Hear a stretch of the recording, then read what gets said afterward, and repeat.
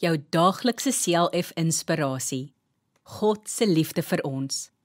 Soos 'n vader hom ontferm oor sy kinders, so ontferm die Here hom oor die wat hom dien. Psalm 103 vers 13. Dwars deur die Bybel lees ons hoe lief God vir ons mense het.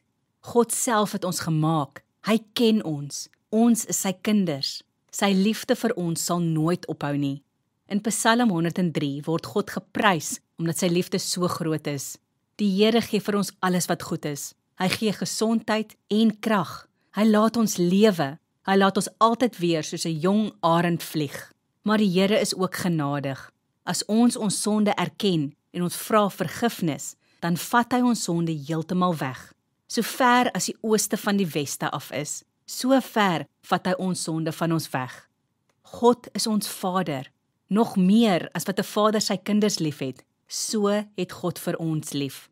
Hy het ons altyd lief. Hy wil net die beste vir ons gee. Is jy 'n goeie vader of moeder?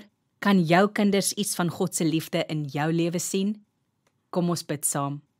Here Jesus, baie dankie dat U vir altyd vir my sal lief wees. Amen.